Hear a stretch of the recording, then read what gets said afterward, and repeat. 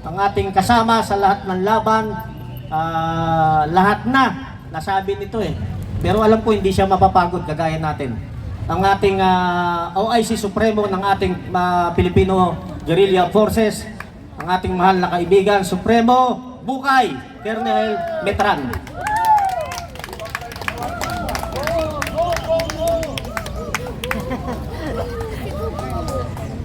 Thank you, Captain Valero, Captain Ray. Para sa lahat, sir, ganun yun sir, sa lahat na nandito. Si Rolly kasi, alam mo, siya yung aking masugin na taga-subaybay. Kahit may physical problem siya, nandito pa rin. Maraming salamat sa lahat ng Pilipino. Guerrilla Forces. Okay, maraming salamat. Mga ngampanya ako. Mga ngampanya ako. Palacio del Gobernador. Sir, Attorney Garcia, narito po ako. May Philippine National Police dito. Sana maprotektahan nyo kami dahil sa amin hindi magmumula ang problema. Baka sa inyo magmumula ang problema. Ako po ay isang Filipino Guerrilla Forces. Nagsimula po ako magserbisyo sa taong bayan sa edad kong 14 anyos. I'm now 65 years old. Patuloy akong lumalaban sa kalaban ng taong bayan. Sino ba ang kalaban ng taong bayan? Normally ang terorista, normally ang NPA, normally ang mga kriminalidad na nangyayari sa ating bansa, droga, lahat ay nilabanan natin yan. Umabot ako ngayon sa edad kong 65 years old. Nagmula po ako sa 14 anyos. Pwede ba ako magkwento? Pwede. Kasi para hindi kayo mainip. Para hindi kayo mainip at para yung mga bisita natin dito sa Intramuros ay marinig nila na mayroon palang isang Pilipino sa edad niyang 14 anyos. Tingnan niyo po yung mga 14 years old dito. Sino ba yung may 14 years old dito? Sa edad ko 14 anyos, 13 anyos ako, dumaan ako sa basic military training. Ano yung basic military training? Yung mga obstacle course. So, alam niyo yung obstacle course, yung mga akyat ng building, bababa ng building, kung ano pang river crossing, pinagdaanan ko yan sa edad kong 13 anyos. Pagdating ng 14 years old ko, hindi ko akalain na ako pala ay mapalaban sa mga rebelde sa edad kong 14. Napalaban ako ng 3 araw at 3 gabi. Pero inyo, 3 araw, 3 gabi. Ang masaklap nito, we are only 17 forces, 15 special forces, 1 CSDF, at 1 Cub Scout. Ako yun. Ako yun. Pang 17. Ang kalaban namin ay humigit kumulang 400 rebels. Umabot kami lang. Ay, isa lang ito. Ay, Attorney Garcia, ayusin nyo po, ayusin nyo. Kasi ang taong bayan, baka magalit. Delikado. Dahil ang nilalapitan na lang namin ngayon, Attorney Garcia, ang taong bayan. Ang taong bayan ang aming nilalapitan. Salamat, mayroon tayong mga proteksyon. Nandito ang ating Philippine National Police. Sila ay bantay natin. Sila ang ating tagapagligtas ng ating bansa. Dahil sila ang inatasan natin, ang kapulisan at kasundaluhan, ipinasok natin bilang sundalo at pulis para bantayan ang Pilipino. Naiintindihan ba natin? Binabantayan tayo ng pulis. Pero be reminded walang magmumulang gulo sa atin.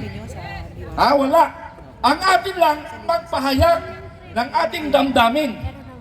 Damdamin bilang isang Pilipino na tinatawag natin freedom of expression. So, mga kaibigan, narito kami, nagpapahayag lang sa inyo na maraming napabalita.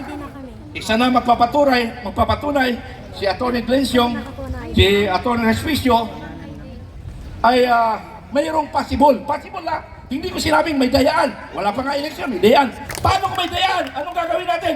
Taong bayan! Sagot ng taong bayan yan. Ang taong bayan ang sagot sa ating problema. Ano po? So balikan ko nga pala yung kwento ko. May yan. balikan ko yung kwento ko, hindi ko man natapos yung bakbakan, ano? 400 na kalaban. Yung 400 versus 17. May narinig na ba kayo nun? Wala pa. 17 versus 400, tapos 3 araw, 3 gabi.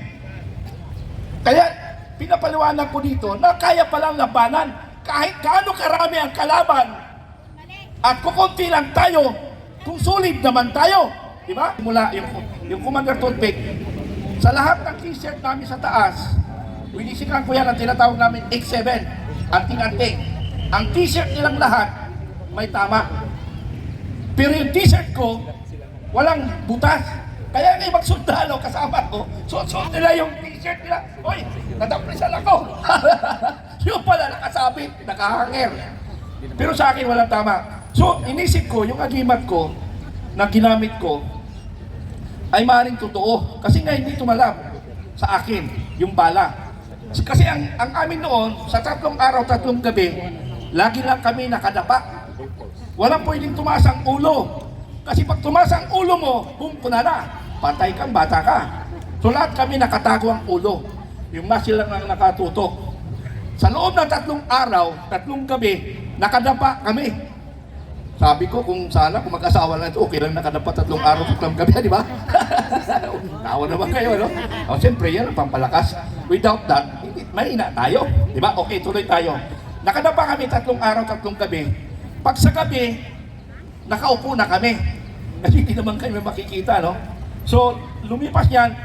Sa loob ng 3 araw, 1 beses lang kami nakakain. 1 beses lang. Pero bakit nakayanan namin na hindi kumain ng 3 araw? So tayo, 3 araw, diba? 3 araw. So 3 araw, hindi tayo kakain. Bakit nakaya namin? So walang kainan ngayon. Hindi, joke lang yan, pero nagkataon kung sa'yo talaga. 3 days tayo dito, 3 days yung experience ko na hindi kumain. Bakit nga pala nabuo ang Filipino Guerrilla Forces? Bakit nabuo ang Filipino Guerrilla Forces April 9, 2024? Nabuo namin ni Supremo ni General Captain Dado. Nabuo namin April 9. Saan namin nabuo? Sa libingan ng Bayani. Doon namin binuo araw ng kagitingan. Bakit? Dahil malakas ang tunog doon na tayo ay mapapagera sa China. Mapapagera tayo sa China. Tapos ang gobyerno natin busy sa politika. Tandaan nyo, yung President Marcos administration, hindi nila inintindi yung mapalaban tayo. Ang inintindi na politika, political ambition, para by 2028, sila pa rin ang magdadala ng Pilipinas. Doon pala, palpak na. Hindi nakapag-issue in accordance with the voting rules and regulations. Hindi nakapagbigay ang sistemang ginamit nila ng resibo. Kaya hindi malalaman yung overseas voters kung tama nga yung pinilang na makina. Kaya nung 1 linggo, naghain din kami ng letter na itigil na yung overseas voting kasi kalokohan na yun. Wala pong way na ma-verify nung botante yung dinoto niya. Pangalawa ko, ngayon naman, hinihingi namin na payagan kami o kaya yung mga poll watchers na bilangin yung mga boto na nakasaad dun sa bibigpat o resibo natin. Dahil yun lang ang tunay na katunayan kung paano natin ma-check kung ano ang nire-reporta ng mirror machine. Alam naman natin, noong 2022, na yung boto, malabo yung boto na nilagay natin sa balota at yung boto na pinilang ng makina. Dahil dito sa 2022, inamin din ng George Garcia na nagsingit sila ng isang private IP o Internet Protocol address. Nagsingit sila ng illegal na IP address na humarang dun sa boto ng mga humigit kumulang mga 30,000 na BCM. Tapos, yung IP address na yun ang nagpadala ng kanyang resulta dun sa Comelec server. Kaya talagang malabo. Hindi pa nakakasagot ng tama ngayon yung COMELEC. Pero dahil kami sa anim, sinabi namin na lahat ng pamamaraan mapayapa gagawin namin kahit halatang halata ng ginagago kami. Gagawin namin lahat ng legal na petisyon para maitama yung bilang natin sa botohan. Ngunit, kung hindi pa rin marinig ng COMELEC at ang lumabas na bilang sa darating na botohan ay hindi karapat-dapat. At ito lang ang masasabi ko.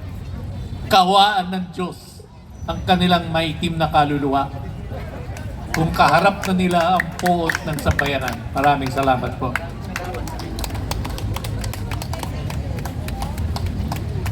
Maraming salamat, Sir Ed. Maraming salamat. Yung mga pahayag ni Sir Ed nanggagaling talaga sa kanyang puso eh. Sa bagay, kung may susunod pang mas worse na kulay sa itim, Sir Ed, yun sila eh. Hindi sila tatapat sa itim. Mas maitim pa dun sa itim. Yun ang katotohanan.